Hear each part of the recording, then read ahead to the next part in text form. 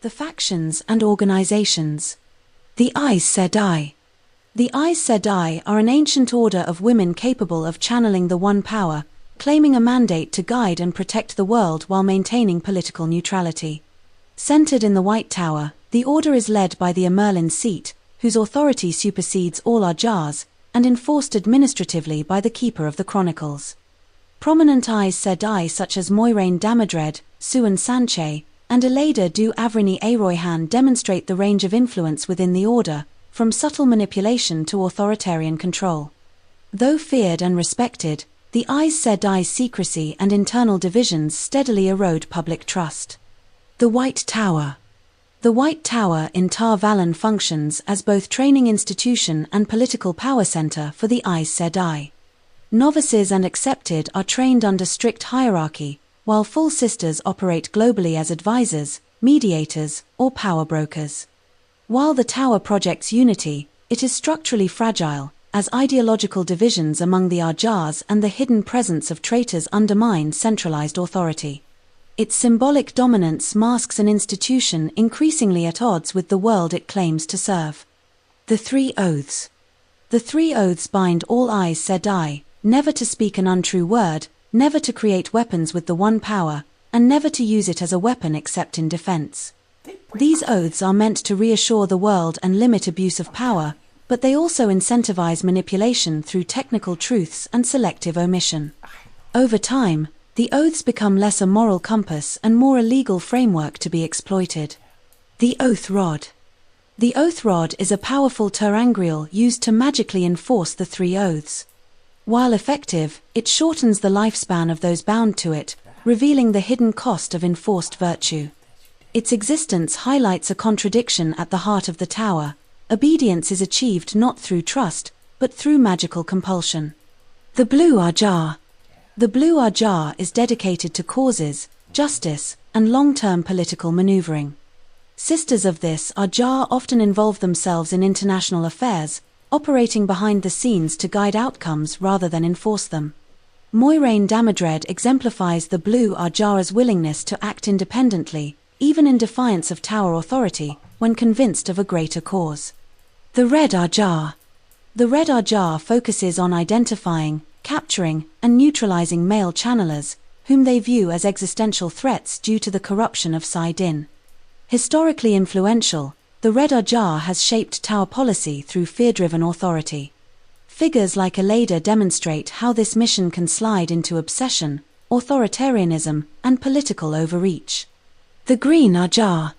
Known as the Battle Ajar, the Green Ajar prepares explicitly for the last battle. Members often bond multiple warders and train in combat applications of the One Power. While less politically dominant, the Green Ajar embodies a pragmatic acceptance of war as inevitable rather than theoretical. The Yellow Ajar. The Yellow Ajar specializes in healing and restoration, serving all nations regardless of allegiance. Its members are among the most publicly visible Aes Sedai, often softening the tower's image. Despite this, their work remains constrained by the three oaths and tower politics. The Brown Ajar. The Brown Ajar dedicates itself to the preservation of knowledge, history, and forgotten lore. While often dismissed as detached scholars, their archives contain information vital to understanding prophecy, ancient technology, and the nature of the One Power itself. The Grey Ajar. The Grey Ajar acts as diplomats and negotiators, mediating treaties and disputes between nations. Their authority derives from perceived neutrality, though their success depends heavily on the tower's broader reputation, one increasingly under strain. The White Ajar. The White Ajar pursues logic, philosophy, and truth through emotional detachment. Their rigid intellectualism often isolates them from practical politics, but their analytical frameworks influence tower doctrine and interpretation of law. The Black Ajar. The Black Ajar is a secret faction of Aes Sedai sworn to the Dark One. Its members infiltrate every Ajar, undermining tower authority from within through sabotage, assassination, and misinformation. Bound by secret oaths that override the three oaths, the Black Ajar represents institutional rot rather than external invasion. Hidden Allegiance. Members of the Black Ajah conceal their true loyalties, exploiting the tower's culture of secrecy. This hidden allegiance creates an environment of paranoia, where trust becomes impossible and unity collapses under suspicion. Infiltration. Through long-term infiltration, the Black Ajah destabilizes the tower's command structure, manipulates leadership outcomes, and ensures institutional paralysis at critical moments. Their success lies not in numbers but in patience. Black Ajah Oaths. Black Ajah members swear secret oaths directly to the Dark One, nullifying the 3 oaths and granting freedom to lie, kill, and use the One power without restraint. These oaths expose the 3 oaths as conditional safeguards rather than absolute protections. The Children of the Light. The Children of the Light are a militant religious order dedicated to eradicating what they perceive as evil, particularly channeling. Their absolutist ideology rejects nuance, equating power with corruption. White Cloaks. Known commonly as White Cloaks, members enforce doctrine through intimidation, interrogation, and public punishment. Their uniforms and rigid hierarchy project moral certainty while masking systemic cruelty. Ideology. The White Cloaks believe channeling itself is inherently evil, regardless of intent or outcome. This belief allows them to justify violence in the name of purity. Authority structure. The Children of the Light are led by a Lord Captain Commander, notably Pedron Nile, whose strategic acumen contrasts sharply with the Order's moral rigidity. The Seanchan. The Seanchan are an expansionist empire from across the ocean, defined by rigid hierarchy and authoritarian stability. Their arrival introduces an external power unconcerned with Westlands norms. The Seanchan Empire. Ruled by the Empress, the empire enforces absolute obedience. Order is maintained through fear, tradition, and institutionalized slavery. Domain. Domain are channelers enslaved by the Seanchan and treated as dangerous animals rather than people. Their use demonstrates the Empire's belief that power must be controlled at any cost.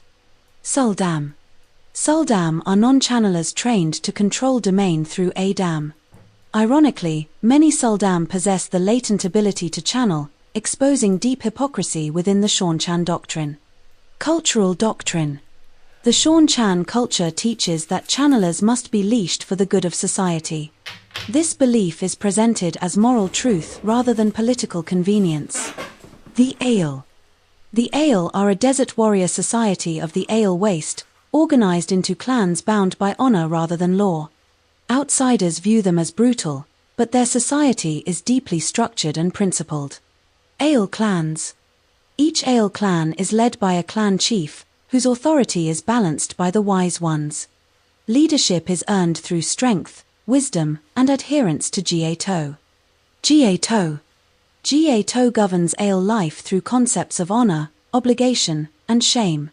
It is an unforgiving system that prioritizes responsibility over comfort. Wise ones. Wise ones serve as spiritual, political, and magical leaders among the Aiel. Many can channel, but they wield authority through respect rather than force. Clan chiefs. Clan chiefs act as military and political leaders, responsible for guiding their people through survival and war. Their power is absolute only so long as they maintain honor. The Shadow. The Shadow encompasses all forces sworn to the Dark One, operating through corruption rather than unity. Its strength lies in exploiting fear, ambition, and despair. Dark Friends. Dark Friends are individuals secretly sworn to the Shadow, embedded at every level of society. Their anonymity makes them the Shadow's most effective agents. The Forsaken.